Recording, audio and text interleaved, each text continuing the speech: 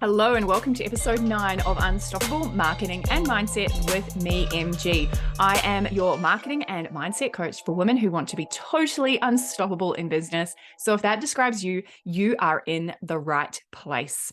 We're at episode 9 and I am going to be honest, this episode is quite fiery. I have a lot to say on this topic.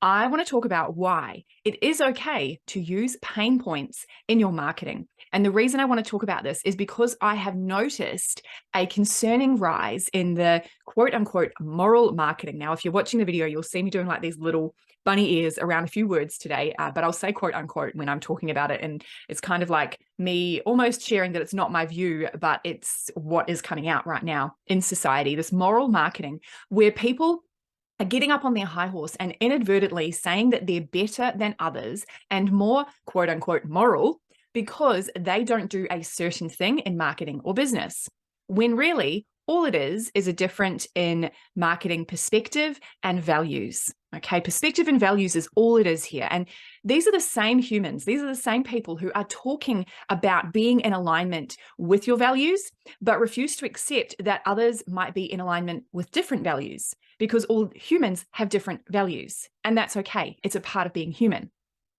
One of the supposed immoral things that we quote unquote shouldn't do is, according to these superhumans, we shouldn't use pain points in marketing. Their reasoning is that it's manipulative, it's negative, and it takes advantage of people's emotions. And guess what? All of that is true, but I want to offer you a different perspective around it. First of all, let's talk about being manipulative. Everything you do is manipulative. Everything. Anytime you interact with another person, you are manipulating. If you want someone to like you, you will speak to them in a way that will manipulate them into liking you subconsciously. If you want someone to leave you the fuck alone, you will speak to them in a way that you hope manipulates them to leave you alone.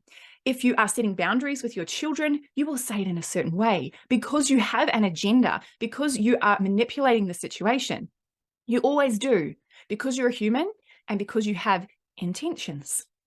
We need to stop thinking that manipulation is the problem. It's the intention that matters. You can actually manipulate people from a positive intention.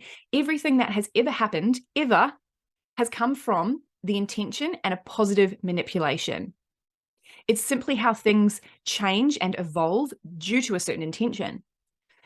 Now, if you intend to exploit people, rip them off, and then gaslight them when they come and complain, I'm happy to say that I don't agree with that form of manipulation, but it's the intention behind the manipulation that actually matters, not the manipulation itself. Next point, it's negative and it feeds into negative thinking. Let's talk about this. You need to be able to speak to people where they're at.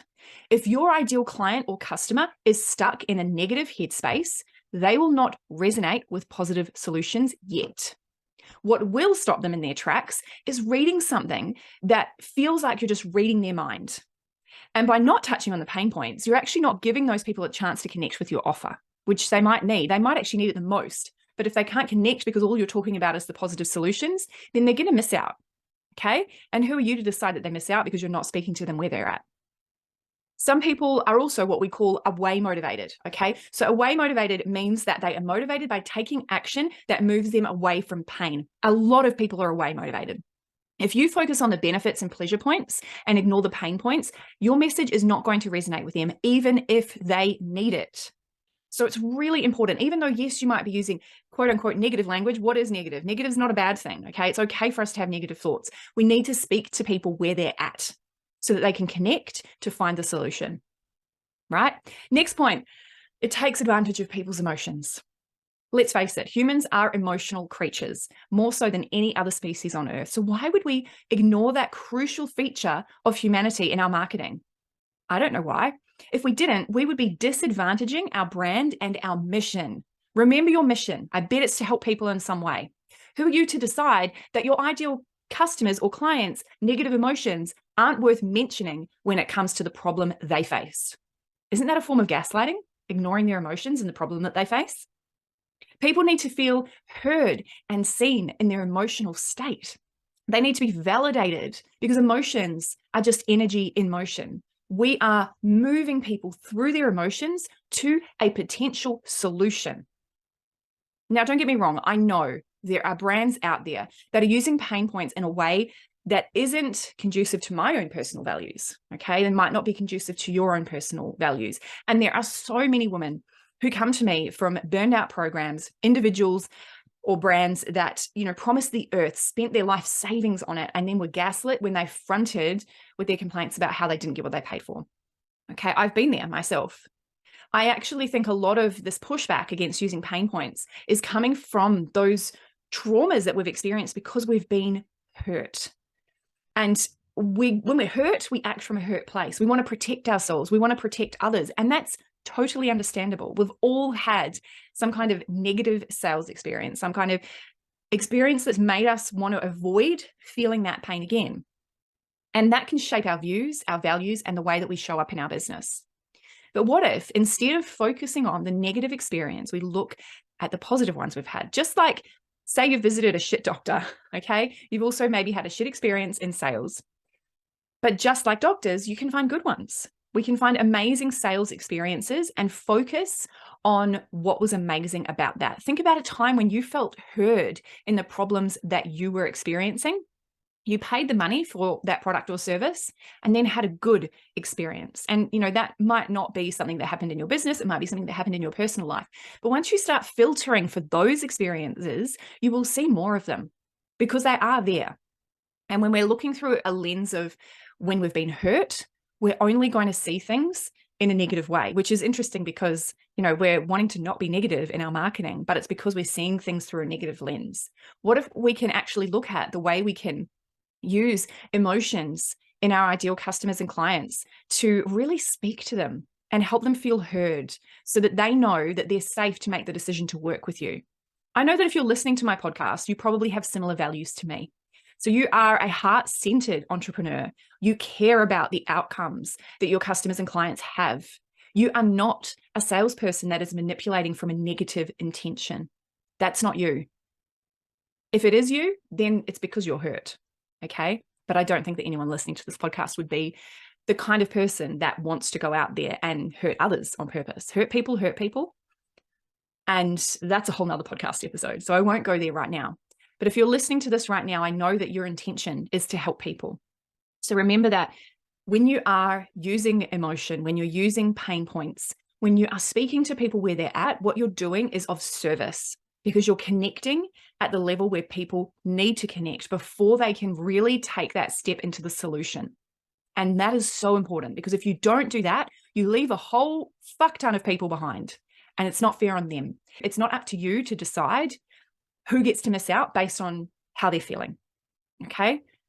If they're not feeling positive yet, maybe it's because what solution you have is what's going to help them to feel positive. So we need to speak to them where they're at. Now, I know that was quite fiery, and I feel really passionate about this topic because obviously I work in marketing and I want you to get results. I want what you offer to get out there. But if you are the world's best kept secret because no one really understands what problem you solve, then your service, your offer, your product, whatever it is not really going to get traction. And because I want you to get results, this is why I got fired up about this topic. If you are someone that really struggles to use pain points because from a moral perspective, from a values perspective, it hits up against something for you, I implore you to dive deep into some inner work around what that is. What is that showing up for you as, and what does that look like, and what does that mean? There is no right or wrong, okay?